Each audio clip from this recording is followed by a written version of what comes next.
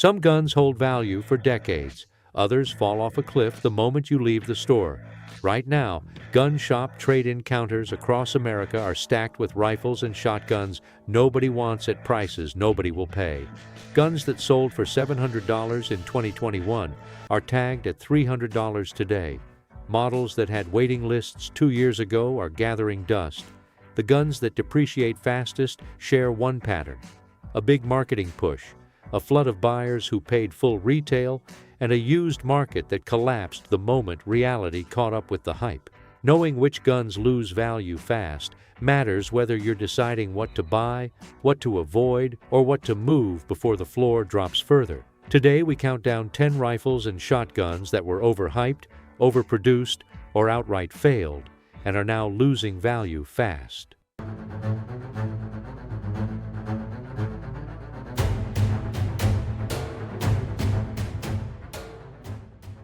Number 10. Mossberg 590 Shockwave. Mossberg introduced the 590 Shockwave in 2017 by exploiting a specific ATF classification gap.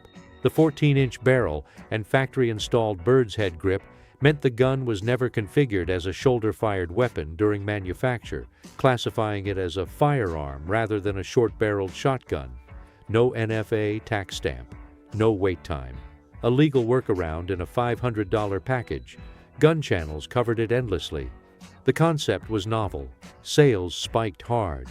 Then buyers started actually using shockwaves, and the problems became obvious. A 14-inch 12-gauge with a pistol grip produces brutal wrist-torquing recoil that's genuinely unpleasant after a few rounds. There's an additional hazard new shooters discover fast.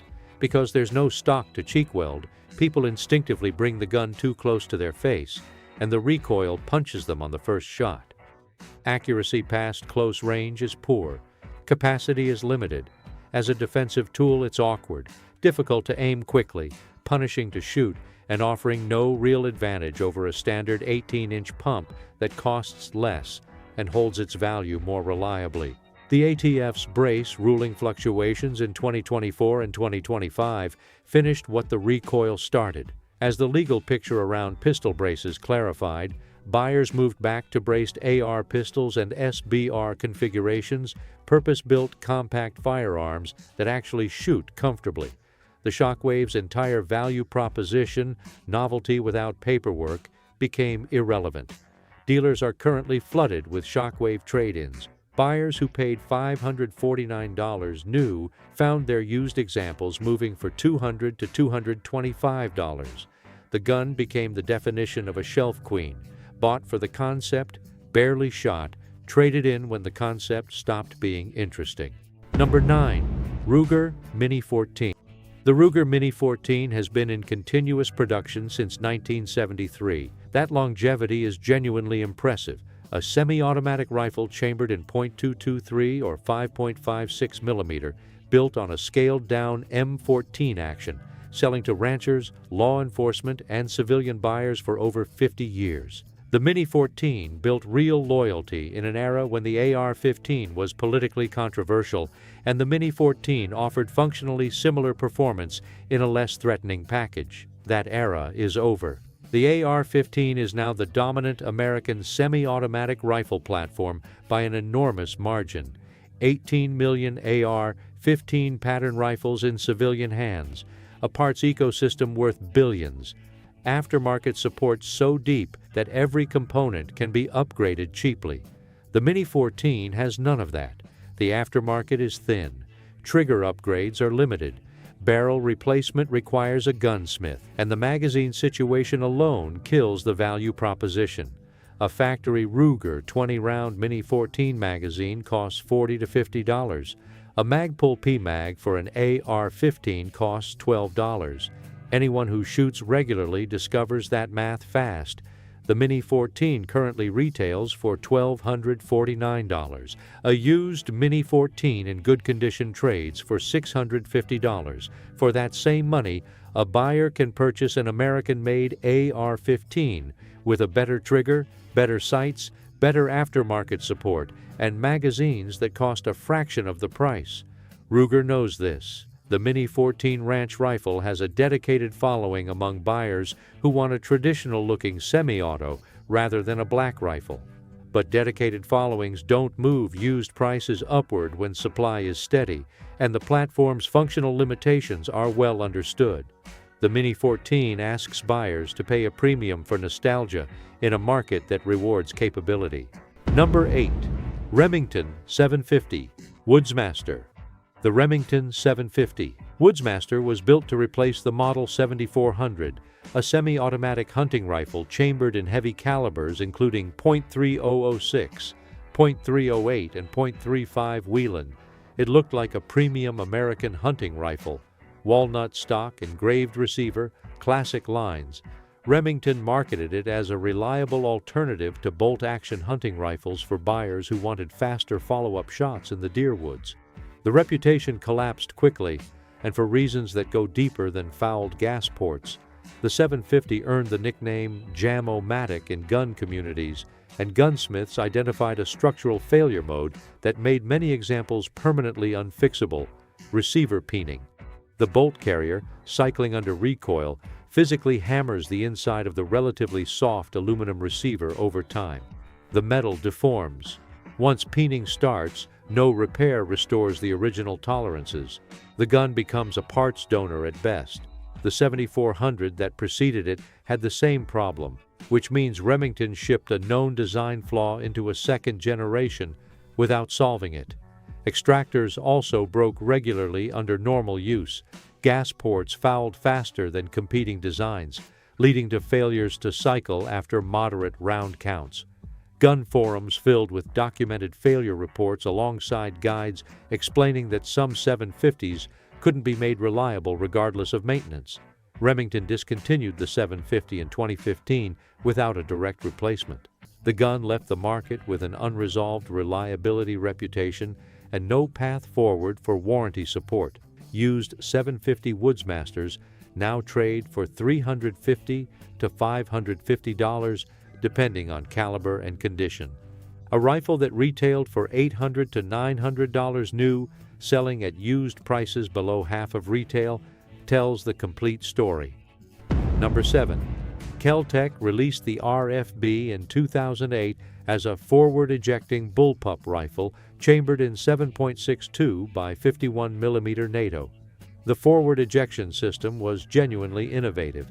Spent casings were captured in a tube above the barrel and dispensed forward rather than out the side, making the RFB fully ambidextrous without any conversion required. On paper, it was one of the most interesting American-designed rifles in years. The execution never matched the concept. Early production RFBs accumulated documented complaints about extraction failures, inconsistent ejection, and trigger quality that felt unfinished. The specific failure point most owners and gunsmiths identify is the gas system. It requires precise tuning that most users can't perform themselves, and when it's out of spec, the gun doesn't cycle reliably. Unlike a direct impingement AR-15 where gas system troubleshooting is well documented and widely understood, the RFB system is complex enough that many owners simply gave up and sold the gun. New retail on the RFB has dropped to approximately $1,400 to $1,550 in 2026 as demand softened. Used examples trade for $800 to $850. That depreciation reflects a buyer community that ran the gun, couldn't tune it, and moved on. Number 6. Savage MSR-15.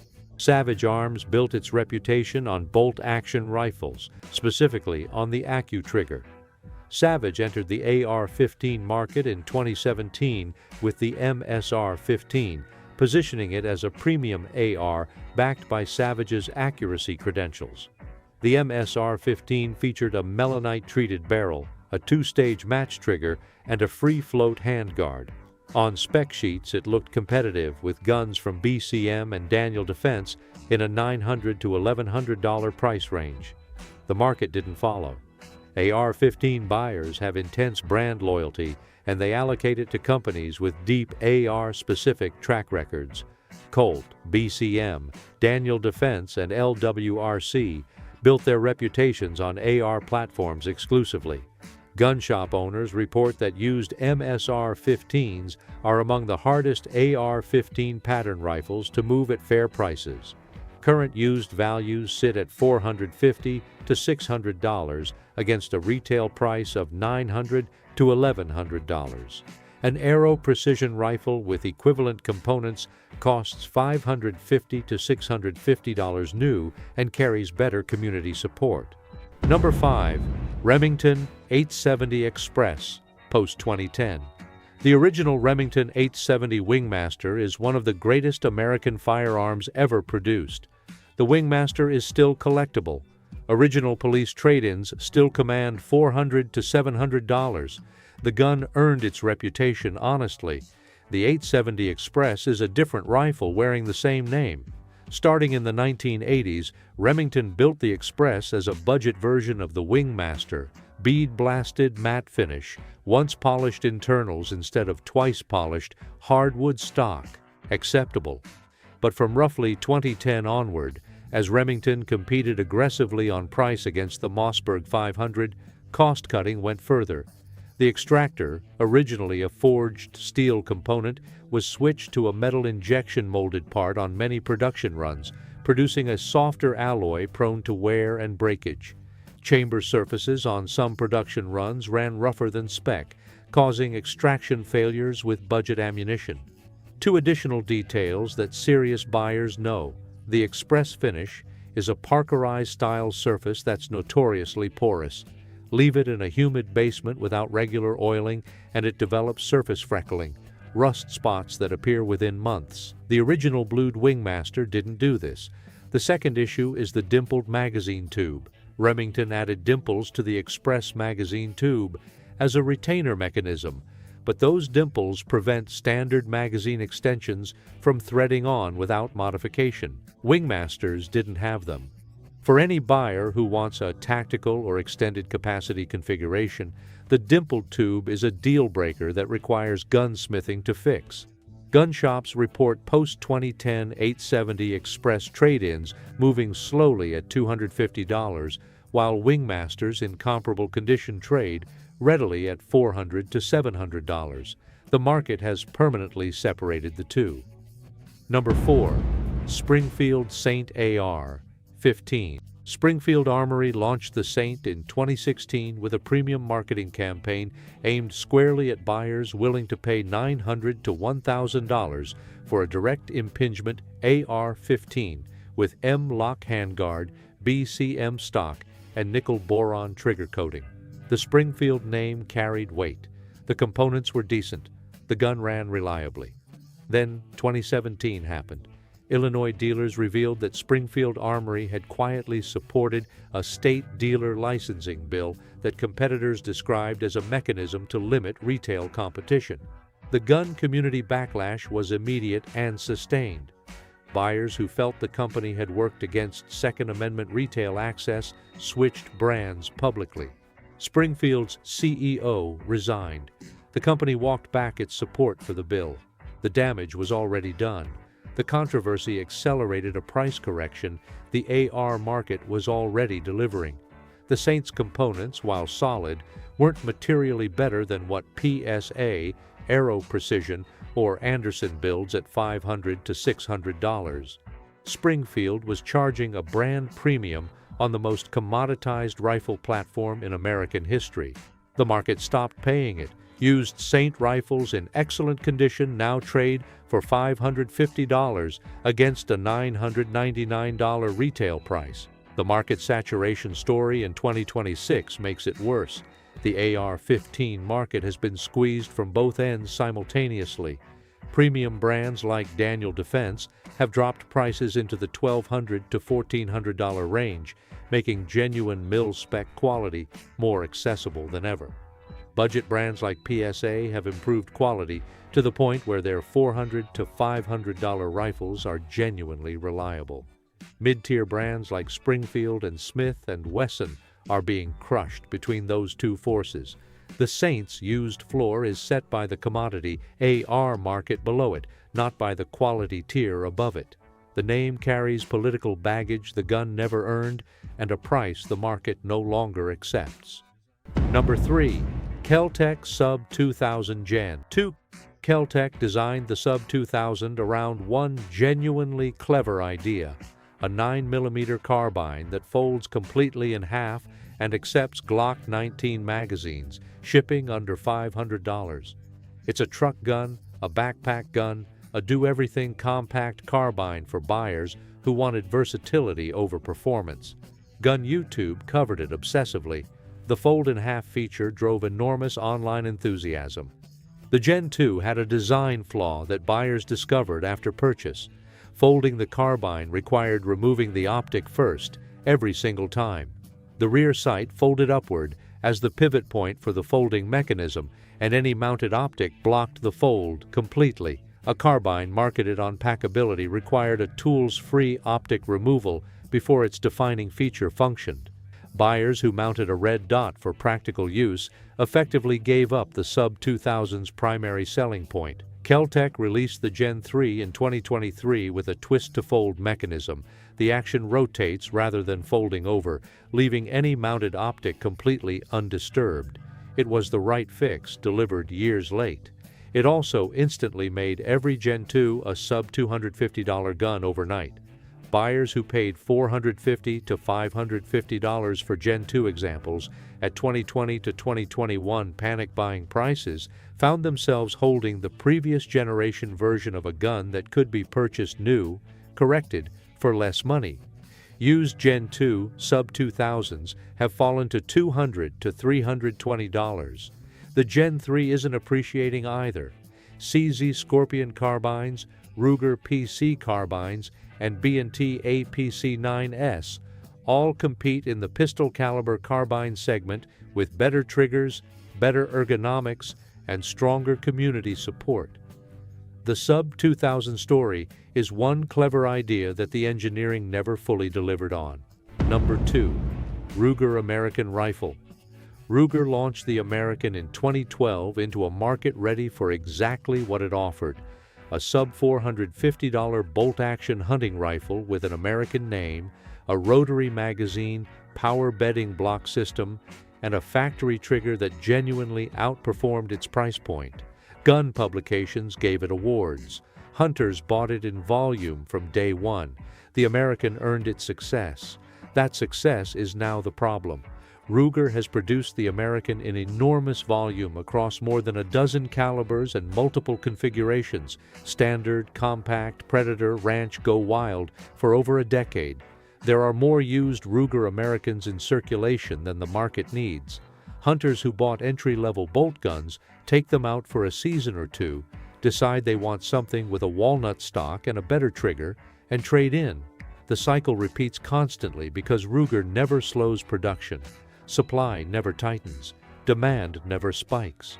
No collector follows the American because scarcity is impossible. No premium develops because the gun has no version that outperforms its price category enough to justify one. Used Ruger American rifles in standard hunting calibers, 243, 308, 3006, sell for $300 against a $529 retail price. Handle one at a gun shop counter and cycle the bolt. There is a distinct loud zippy sound from machining marks on the bolt body that experienced shooters immediately notice. Compared to a Savage 110 or a Tikka T3X at the same price bracket, the Ruger American feels and sounds noticeably less refined. That tactile impression follows the gun into the used market. The Predator and Ranch configurations hold slightly better value due to their specific use appeal. The standard hunting rifle remains one of the most permanently oversupplied used bolt actions in America, and Ruger's production pace guarantees it stays that way. Number 1. Remington 700 RemArms production. The original Remington 700, manufactured in Ilion, New York from 1962 through Remington's 2020 bankruptcy, is one of the most successful bolt-action rifles ever built. Military snipers used it, law enforcement adopted it, hunters chambered it in everything from .223 to .375 H&H. The 700's push-feed action became the standard. All other bolt actions were measured against for 60 years. That reputation is not in dispute. The gun losing value at number 1 is the RemArms 700, produced at the Huntsville, Alabama facility after the Round Hill Group acquired Remington's assets from bankruptcy in 2020. RemArms inherited the tooling, the name, and the licensing. What did not transfer was the alien workforce, the institutional manufacturing knowledge, or the production culture that built the gun's reputation. Early RemArms 700 production drew consistent complaints from buyers and professional gunsmiths about rough actions, inconsistent head spacing, and barrel threads cut outside the tight tolerances the aftermarket expects. That last issue is critical. The Remington 700's massive aftermarket ecosystem, stocks, barrels, triggers, chassis systems worth billions in aggregate, was built around the dimensional consistency of alien production. When RemArms rifles show dimensional variance, aftermarket components do not fit correctly, and the gun loses the primary benefit that justified paying 700 prices over cheaper bolt-action alternatives. RemArms has improved with successive production runs, and some early quality issues have been addressed. Then, in late 2024 and throughout 2025, RemArms faced massive production pauses and internal restructuring. Parts sourcing shifted further, with multiple components now being outsourced rather than manufactured in-house. The instability compounded an already damaged reputation. Buyers who were cautiously returning to the brand pulled back again as delivery timelines stretched and production consistency became unpredictable.